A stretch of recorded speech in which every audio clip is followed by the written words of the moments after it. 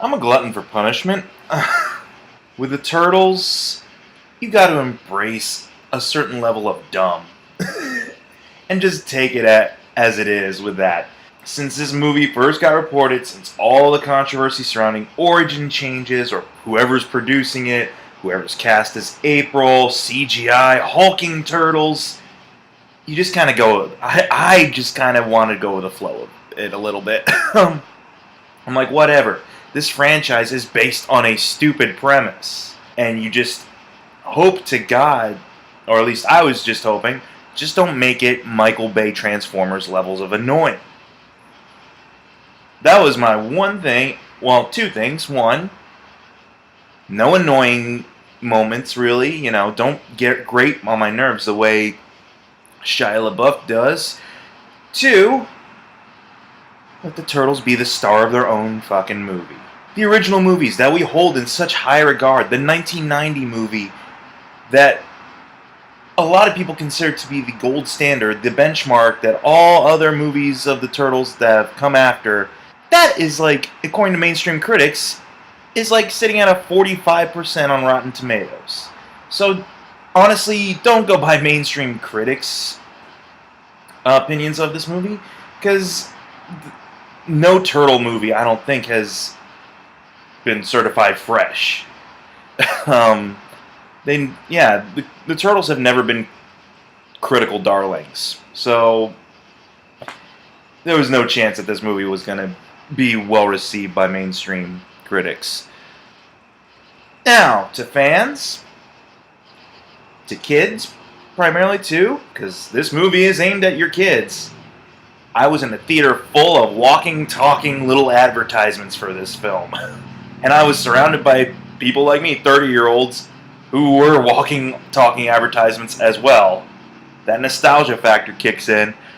You know what? This could have been a lot worse. It's a bad movie. I wholeheartedly... it's bad. But I'm not angry about it. I'm not like, oh, you raped my childhood over it. And there was no chance I would be, because, again, glutton for punishment, you accept a certain level of stupid with this property.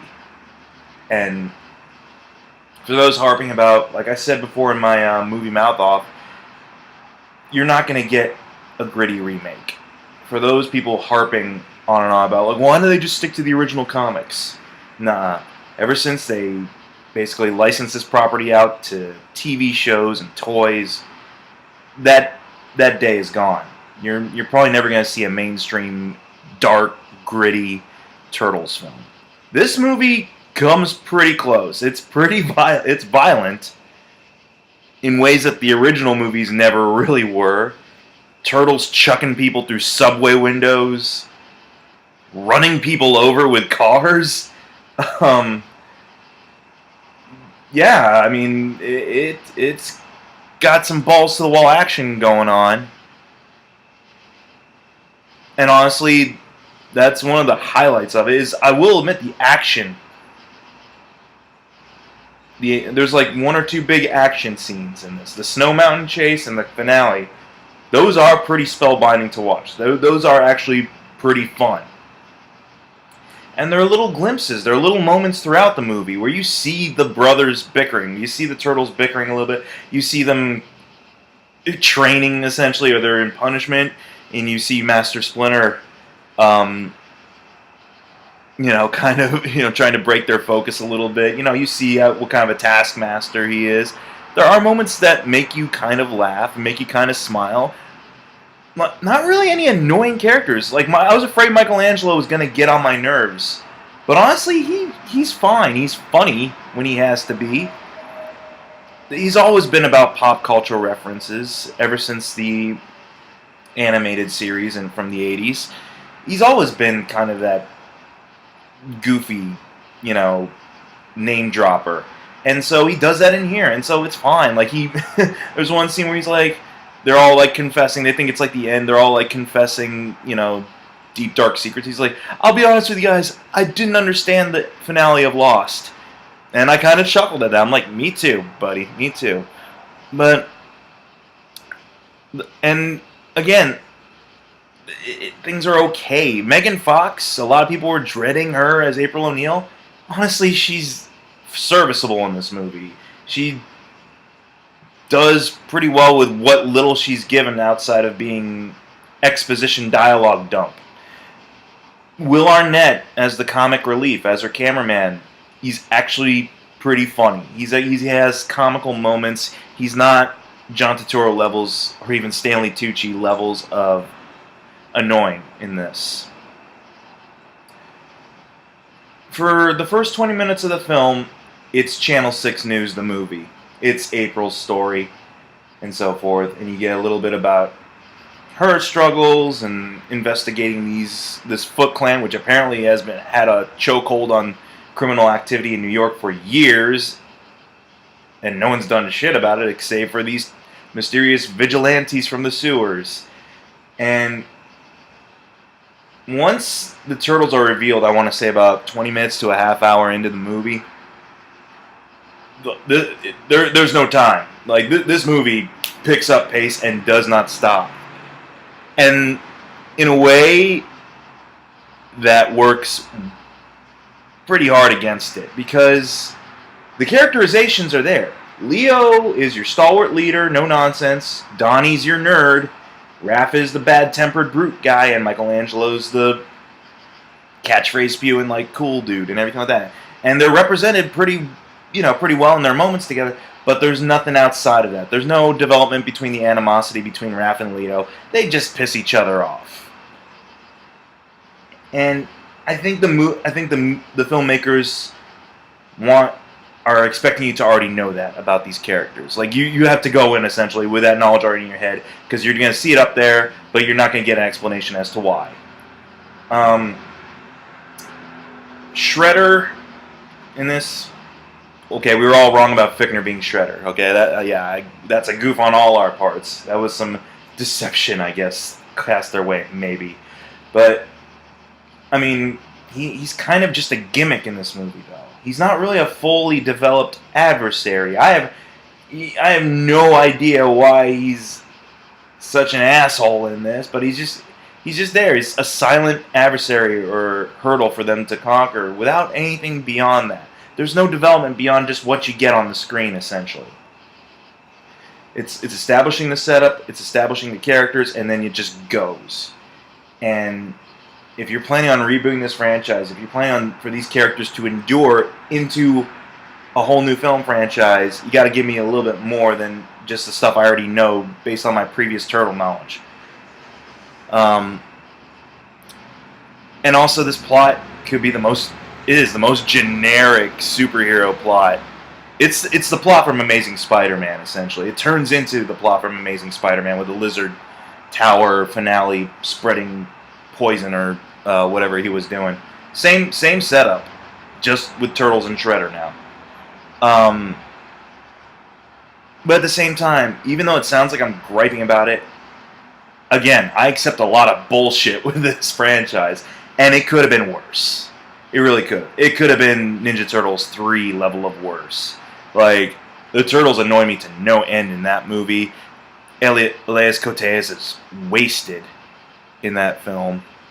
You know, his talent's just disregarded in that movie. He's relegated to a supporting character, which is a shame. Yeah, it's the most stock common denominator Turtles film still.